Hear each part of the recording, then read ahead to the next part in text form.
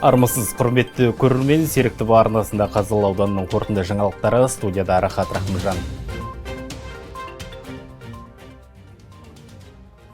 Бүгін аудан әкімі Мейрамбек Шермағанбет Қазалы ауданының тұрғындарымен кездесу өткізді.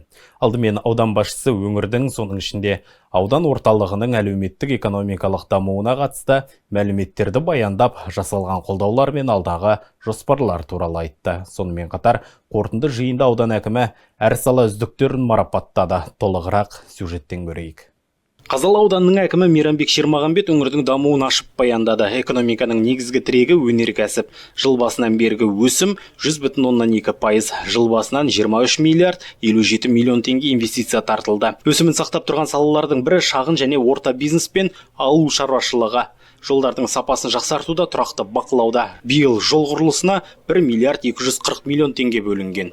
2024 жылы Қазалы ауданында ауыл арасындағы жолдар мен елді мекеншілік жолдардың жағдайын жақсарту бағытында біршама жұмыстар атқарылды.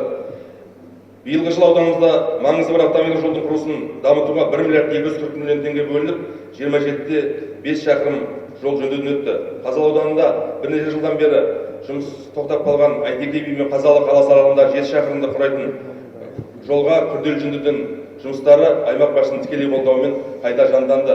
Жол құрылысын аяқтауға облыстық бюджеттен 862 миллион теңге қаржылық, бүгінгі таңда 4 жолақты жол пайдалануға беріліп, ел игілігін көруде. 2024 жылы қала және елді мекендердің көшелерін күрделі және орташа жөндеуге 1 миллиард 39 миллион теңге қаржы бөлінді.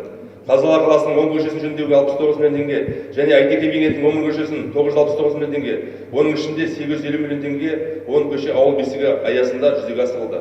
Нәтижесінде биылғы жылы жолдардың үлесі 91, жақсы жағдайдағы жолдардың үлесі 91% құрап отыр. Бұл жылы Қазалыда тұрғын үй кезегінде тұрған жандар үшін сәтті жыл болды. Биыл 100-ден астам отбасы жаңа баспана иегері атанды. Жылдағы дәстүр бойынша келер жылда бұл үрдіс жалғасын таппақ. Қазалылықтар елдің тұтастығын, береке-бірлігін, ынтымағын ту етіп көтерген тарихи тұлғалар Айтеке бидің 380 жылдығы мен Жанғожа Нұрмұхамедұлының 250 жылдық мерейтойын кең көлемде атап өтті. Мерейтой аясында аймақ басшысы Нұрлыбек Машбекованың қатысуымен ғылыми танымдық конференциялар өтті. Сондай-ақ аудан орталығында 148 отбасыға жаңа баспана кілті табысталып, 200 адамға арналған Әмір арена спорт кешені ел игілігіне пайдалануға берілді. Сонымен қатар 2024 жылы бюджеттен жеке салушылардың дайын пәтерлер сатып алуға 2 миллиард 191 миллион теңге қаржы қаралып, 148 пәтер сатып алынып аудан тұрғындарына табысталды. Ауданда бүгінгі таңда халықтың жартысынан көбі газға қосылған. Көрсеткішті жақсарту мақсатында түрлі жобалар қолға алынған. Мәселен, өткен жылы ауданның 65% көгілдір отын тұтынса, биыл 70%-ға жетіп отыр. Ал орталықтандырылған ауыз сумен қамту деңгейі жоғары. 2025 жылы аудан бойынша толық 100%-ға жетеді деген жоспар бар. 2024 жылы 2 миллиард 190 миллион теңге қаржы бөлініп, 3 жоба жүзеге асырылды. Атап айтар болсақ, Абай ауылының газ желісіне 302 миллион теңге қаржы бөлініп, толық іске қосылса, Ақтан Батыр ауылының табиғи газ атын қосуға биылғы жылы 325 миллион теңге газдандыру жұмыстары жүргізілуде. Сонымен қатар, үшінші жоба жаңа ғана айтып кеттім, 5 елді мекенге 1 миллиард 562 миллион теңге қаржы бөлінді. Ауыз сумен қамту бойынша биыл аудандық бюджеттен Ажар, Жұбан елді мекендерінде су тұщытқыш қондырғылар орнатылды. Сонымен қатар 25 жылға Сарбұлақ, Шейлі, Шәкен, Шүйтібек елді мекендерін ауыз сумен қамтамасыз ету жұмыстарын бастауға республикалық және облыстық бюджеттерден барлығы 492 миллион қаржы бөлінді. 2025 жыл таза ауыз сумен біздің ауданымыз 100%-ға қамтамасыз етілетін болады. Аудан әкімінің қорытынды баяндамасынан кейін ауданның өркендеп өсуіне елеулі үлес қосып жүрген жандардың бірі қалмай толық марапат түрінен көрінді. Министрлік пен облыс және аудан әкімінің арнайы алғыс хаттары табыс етілді. Рахат Рахымжанов, Шәкәрім Жұмағұл, Серікті арнасы. Жаңа жыл қарсаңында ауданның дамуына ерекше үлес қосқан ардагерлерге құрмет көрсетілді. Аудан әкімі Мейрамбек Шермағанбет облыс басшысы Нұрлыбек Мәшбекұлының құттықтауын жеткізіп, сый-сияпат табыстады. Үржамал Исжанова сауда саласының ардагері. Ол 32 жылдан астам уақыт бойы осы салада еңбек етіп, ауданда алғаш болып көтерме сауда қоймасын ашқан. Бүгінде 70 жасқа таяған ардагер 2 ұлы мен 1 қызынан тараған 16 немере, 2 шөберенің сүйікті әжесі. Жаңа жылмен құттықтап келген аудан басшысы облыс әкімі Нұрлыбек Нәлібаевтың арнайы сыйлықтарымен лебізін жеткізді. Жаңа жыл бәріңізге құтты болсын, барша Қазақстанға, барша қазақ еліне жаңа жылда жаңа табыс, мол бақыт, тілеймін, оттарының басы аман болсын, дендері сау болсын, барша қазақ еліне жақсылық тілеймін. Аудандық ардагерлер кеңесінің төрағасы Оразғали Бекпановқа да ерекше құрмет көрсетілді. Қария 80-ден асса да, өңірдің әлеуметтік экономикалық дамуына белсенді түрде атсалысып келеді. Ақсақал мерекелік құттықтауға ерекше ризашылығын білдіріп, ақжарма тілегін айтты. Өткен жылдың жақсылығы биылғы жылан жылында жалғасатын болсын. Елімізде ауыз бірлік, жақсы тірлік болғай. Ал енді мынау жастармен бірге қарттар да бізде еш уақытта ештеңеден қалыс қалып жүрген жоқпыз. Білгенімізді, көргенімізді, өмірден түйгенімізді өскелең ұрпаққа айтумен келеміз. Жол сілтеуменен, бағыт бағдар беруменен өзіміздің парызымыз деп есептеп, әрқашанда үлгі өнеге көрсетуге тырысып келатқан тақуа қарттарымызда әрқашанда аман болсын деген келеді. Барша жұртқа жаңа жыл құтты болсын, мынау жақсылық келесі жылда да көп болсын, уайым қайғы жоқ болсын, жұртымыз тыныш, еліміз аман, бейбіт өмір заман болғай деп тілеймін. Жаңа жыл қарсаңындағы осындай шаралар ардагерлердің қоғамдағы ерекше орнын айшықтайды. Өткенге тағзым етіп, еңбекті бағалау болашаққа жарқын қадам жасаудың кепілі. Рахат Рахымжанов, Шәкәрім Жұмағұл, Серікті арнасы. Аудан әкімі бокстан әйелдер арасында Азия чемпионы атанған Гүлсая Ержан мен ауыр атлетикадан жасөспірімдер арасындағы Азия чемпионатының күміс жүлдегері Алтынай Тәңірбергенованы қабылдады. Кездесу барысында аудан басшысы чемпиондардың жарқын жетістіктерімен құттықтап, олардың спорттағы жетістіктері өңірдің атын асқақтатып, жас ұрпаққа үлгі болатынын атап өтті. Сондай-ақ спортшыларға алғыс хаттар мен ақшалай сыйлықтар табыстады.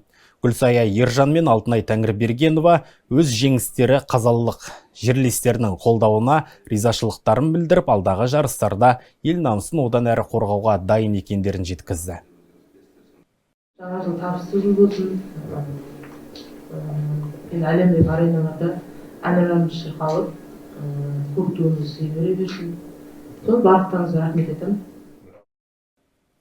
Әне-міне дегенше тағы бір жылға қош айтып, жаңа жылға аяқ басқалы тұрмыз. Бүгін осынау ғажайып мерекенің алғашқы тойын бүлдіршіндер тойлады. Қазалыда дәстүрлі шырша шамы жағылып, аудан әкімі балақайларды мерекемен құттықтады. Қазалылық бүлдіршіндер осы көңілді кештің куәсі болып, ертегілер еліне саяхаттады. Балақайлармен бірге бас шырша тойын біз де көріп қайттық.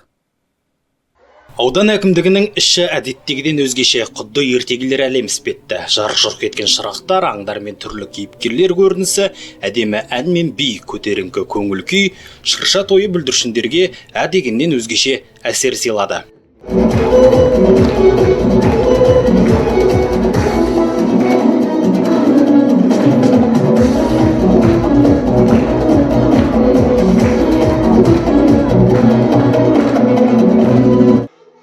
Көңілді думанның көркі аудан әкімінің әдемі тілегімен басталды. Мейрамбек Шермағанбет кешке жиналған балаларды құттықтады. Жас өрендерге жаңа жылда жаңа табыс, білім жолындағы бағыттарына сәттілік тілеп, ел ертеңгі болар өскелең ұрпақ өздері болатынын тағы бір мәрте естеріне салды. Ең бастысы сіздердің қазіргі мақсаттарыңыз, ең бастысы мектепте жақсы оқып, ертең ата-аналарыңызды қуантып, жақсы бітіріп, қалаған мамандықтарыңыздың иесі болу. Мына осы қастарыңызда тұрған үлкен апайларыңыз сияқты, ұстаздарыңыз сияқты, мемлекеттік қызметшілер сияқты, біздер сияқты жақсы мамандықтың иесі ата-анасын боласыздар. Ол үшін не істеу керек? Ол үшін жақсы оқу керек. Келе жатқан 2025 жылан жылы биылғыдан да жақсы жыл болсын. Еліміз, Настыр ел үшін, қазыналы Қазалы ауданы үшін жақсы жаңалықтармен бөлісетін жыл болсын. Армандар орындалады дейді. Жақсы тілек тілеңіздер, жақсы үміт күтіңіздер алдан.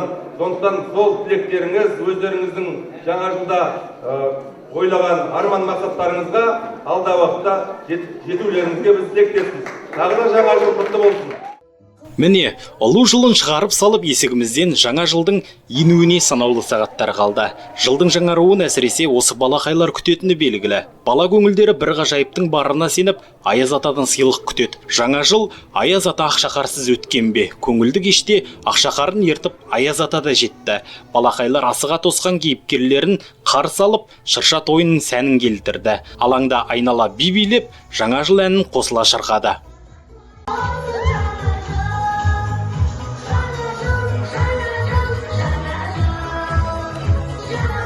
Осылайша қазалылық жеткіншектер тарих қойнауына еніп бара жатқан ұлу жылына игілік айтып шығарып салды.